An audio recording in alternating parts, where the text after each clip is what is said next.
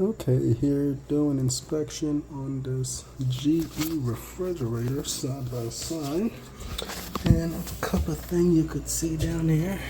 Take a look at the water line. Look at that, they just snapped. I barely touched it. It's just snapped right there. This one, that's just snapped.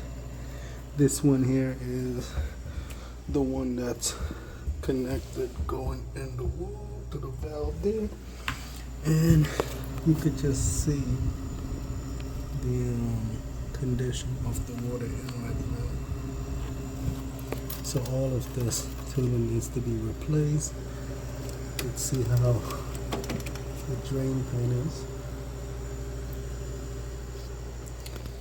and this right here comes up here to feed the ice maker, and you can see the condition of that.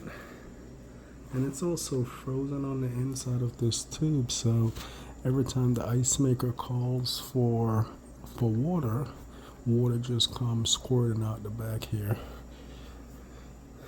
Look at that. You can actually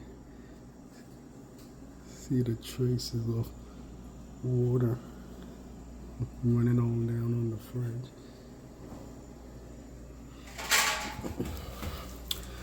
So water inlet tube needs to be replaced. The inlet valve assembly with the water reservoir, the fill tube, whole 9 yards. This is the built-in drain pan under the bottom of the refrigerator, and you can just see how it's starting to rust and deteriorate.